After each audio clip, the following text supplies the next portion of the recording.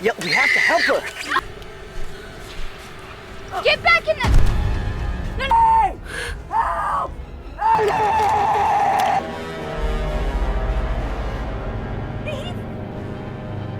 Hello and welcome to my channel. दोस्तों आज हम देखने वाले हैं एक और सर्वाइवल मूवी की स्टोरी को जिसका नाम है द सैंड। इंट्रोडक्शन में टाइम वेस्ट किए बिना सीधा स्टार्ट करते हैं। मूवी के ओपनिंग सीन में दिखाया जाता है कि एक बीच पर कुछ लोग पार्टी कर रहे होते हैं। एक लड़का सबके फोन्स को एक बैग में इकट्ठा कर लेता है ताकि हर कोई अपने फोन को भूलकर पार्टी एंजॉय करे। तभी उन्हें बीच के पास एक बहुत अजीब सी चीज मिलती है जो दिखने में काफी बड़ी और राउंड शेप की होती है। नेक्स्ट मॉर्निंग में कुछ लोग वहीं बीच पर सो रहे होते हैं। उनमें से एक लड़की जिसका नाम मार्शा होता है वो नींद से जागते ही उल्टियां करने लगती है। बाकी के लोगों को लगता है कि रात को ज्यादा पीने की वजह से उसके साथ ऐसा हो रहा है। तभी एक और लड़की जिसका नाम केल होता है वो देखती है कि एक बर्ड बीच पर आकर बैठता है और जमीन उसे निगल जाती है। ये देखकर वो जोर से चिल्लाकर मार्शा को जमीन पर पैर रखने से मना करती है, लेकिन इतनी देर में ही मार्शा अपना एक पैर जमीन पर रख देती है और उसका पैर वहीं पर फंस जाता है।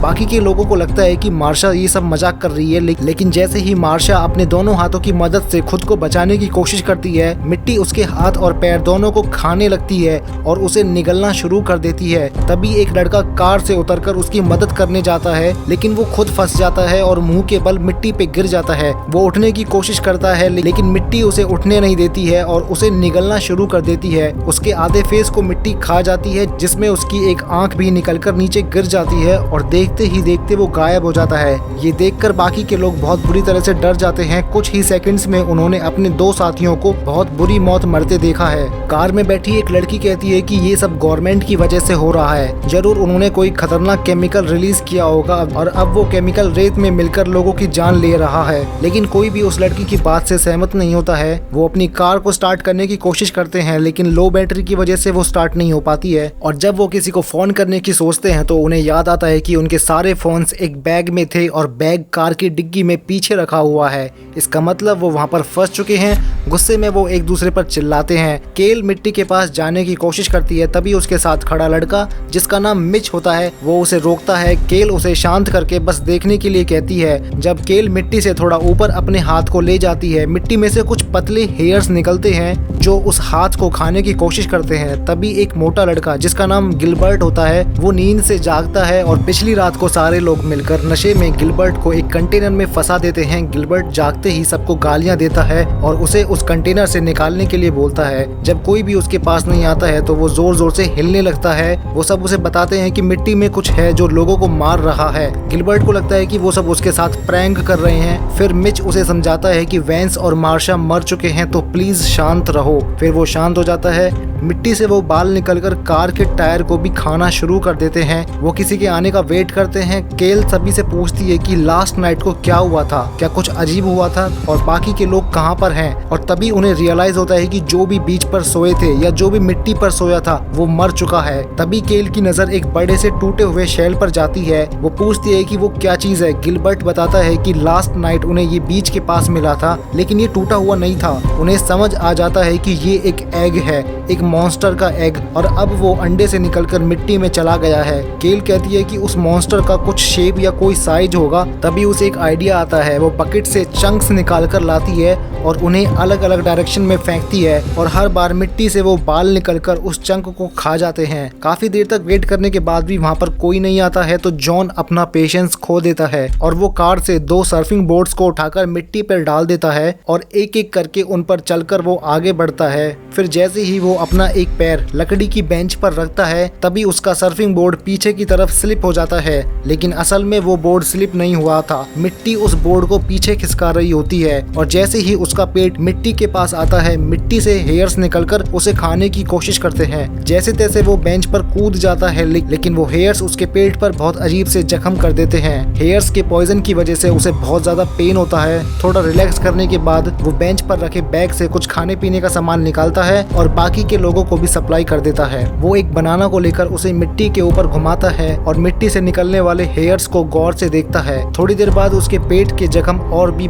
तितर हो जाते हैं और वो एक एक करके फटने लगते हैं। किसी भी तरह की मूवमेंट करने से उसे और भी ज्यादा दर्द होता है। वो वहीं बेंच पर लेट जाता है, तभी सर्फिंग बोर्ड अपने आप मूव करना शुरू कर देते हैं। केल की नजर कार के टायर पे जाती है जिन्हें वो हेयर्स काफी देर तक खा रहे थे और वो हेयर्स कार को पंचर कर देते हैं। कार में बैठी दो लड़कियां उसमें रखे फोन्स को निकालने की कोशिश करती हैं। उनमें से एक लड़की कार के पीछे लटक कर उसकी डिक्की को ओपन करने की कोशिश करती है, लेकिन उसके पैरों की वजह से वो खुल नहीं पाती है। तो वो फिर से ट्राई करती है लेकिन बाज नहीं बनती है। मिच एक रेस्क्यू हुक निकाल कर लाता है जिसे पकड़कर वो फिर से उसे ओपन करने की कोशिश करती है। इतने में ही कार का एक और टायर पंचर हो जाता है। फाइनली वो उसे ओपन कर तो लेती है, लेकिन वहाँ से एक कार हॉर्न बजाकर गुजर रही होती है जिससे उसका माइंड डाइवर्ट हो जाता है और उसका पैर फिसल जाता है, जिसकी वजह से वो कार की डिक्की फिर से बंद हो जाती है। इतना ही नहीं, उस लड़की की उंगलियां भी उसमें दब जाती हैं। वो बहुत बुरी तरह से चिल्लाने लगती है। सब लोग इशारा करके उस कार को अपनी तरफ रोक लेते हैं। कार में एक पेट्रोलिंग ऑफिसर बैठा होता है। सब लोग उसे मना करते हैं कि चाहे कुछ भी हो जाए कार से बाहर मत निकलना, मिट्टी में कुछ है जो सबको मारकर खा रहा है। वो ऑफिसर उन्हें बोलता है कि मुझे पता है तुम सबने ड्रग्स लिया हुआ है, तभी तुम ऐसी फालतू की बातें कर रहे हो। और फिर वो कार से उतर जाता है। एक एक करके वो सबको चेक करता है। सब लोग हैरान हो जाते हैं कि आखिर वो हेयर्स उसे क्यों नहीं खा रहे हैं। केल समझ जाती है कि उसके हार्ड शूज को वो हेयर्स इतनी इजीली नहीं खा सकते हैं। तभी उस ऑफिसर की चाबियां नीचे गिर जाती हैं और जैसे ही वो उन्हें उठाने की कोशिश करता है उसका हाथ वहीं पर फंस जाता है। वो पेपर स्प्रे को उस मिट्टी पर स्प्रे करता है और ऊपर उठ जाता है। वो हेयर्स कुछ सेकंड्स में ही उसका आधा हाथ खा जाते हैं और फिर से उसे नीचे खींच लेते हैं और निकल जाते हैं। केल उसका पेपर स्प्रे उठा लेती है। मिच को आइडिया आता है कि वो अपने शूज पर पेपर स्प्रे लगाकर दौड़कर ऑफिसर की कार तक जाएगा और फिर कार को ले आएगा। गिलबर्ट कहता है कि हाँ, ये काफी अच्छा आइडिया है, लेकिन ऐसा कुछ भी करने से पहले वो मिट्टी पर गिर जाता है और बहुत सारे हेयर्स उसकी पूरी बॉडी को पकड़ लेते हैं। वो मदद के लिए चिल्लाता है लेकिन डर के मारे कोई भी उसके पास नहीं जाता है। वो हेयर्स उसे निगलना शुरू कर देते हैं और बस कुछ ही सेकंड्स में वो मर जाता है। केल इस बार पूरी डिटर्मिनेशन के साथ खड़ी होती है। वो कार में बैठी लड़की को कुछ लकड़ियां पास करती है और फिर जंप करके कार में कूद जाती है और फिर वो दोनों लड़कियां मिलकर तीसरी लड़की की उंगलियों को बाहर निकालती हैं जो डिक्की में फंसी हुई थी। उसके बाद वो उन लकड़ियों को बिछाकर एक एक करके जॉन के पास पहुंचती हैं, लेकिन उनमें से एक लड़की डिसबैलेंस हो जाती है। उसके मिट्टी में गिरने से जस्ट पहले केल उस जगह पर पेपर स्प्रे को स्प्रे कर देती है और जब वो मिट्टी में गिरती है तो कुछ सेकंड्स तक तो उसे कुछ नहीं होता है, लेकिन जैसे ही वो खड़ी होने की कोशिश करती है वो हेयर्स उसे एक सेकंड के अंदर पूरी तरह से निगल जाते हैं। अब केल के अलावा एक बची हुई लड़की अपने पैरों में मोटे मोटे कपड़े लपेटकर जल्दी से दौड़कर ऑफिसर की कार तक जाती है और उस पर चढ़ जाती है। ये देखकर गिलबर्ट काफी खुश हो जाता है, लेकिन गिलबर्ट भी ज्यादा देर का मेहमान नहीं था। गिलबर्ट का ब्लड उस कंटेनर से बाहर निकलकर नीचे मिट्टी तक पहुंच जाता है और उसका नतीजा आप गैस कर सकते हो। वो हेयर्स उस कंटेनर को नीचे से ब्रेक करके गिलबर्ट को खाना शुरू कर देते हैं और इस बार सिर्फ हेयर्स नहीं बल्कि बड़े बड़े हाथों से वो उसको नीचे निगल जाते हैं। वो मॉन्स्टर अपने एक बड़े हाथ से कार को जोर से हिलाता है जिसकी वजह से वो लड़की सर के बल उसी कार के बोनट पे गिर जाती है और बेहोश हो जाती है। और जब उसे होश आता है तब तक रात हो चुकी होती है। वो कार के ऊपर रखे एक बड़े से एयर टेंट को नीचे डाल देती है और उसके फूलने के बाद वो जॉन को लेकर उसे कार में बिठा देती है और फिर रात में वो मॉन्स्टर अपने असली रूप में जमीन से बाहर निकलता है। केल जल्दी से कार के ऊपर चढ़ जाती है और वहाँ पर रखे फ्यूल टैंक को उठाने के लिए झुकती है। फिर वो मॉन्स्टर बाहर निकलता है। केल जल्दी से दूसरा टैंक उठाकर उसके फ्यूल को मिट्टी में फैला देती है और उसमें आग लगा देती है जिससे वो मॉन्स्टर जलने लगता है। मौका देखते ही केल कार के अंदर चली जाती है। हालांकि वो मॉन्स्टर फिर से उन पर अटैक करने की कोशिश करता है पर जल जाने की वजह से वो ज्यादा कुछ नहीं कर पाता है। रात को वो कार में ही सो जाते हैं।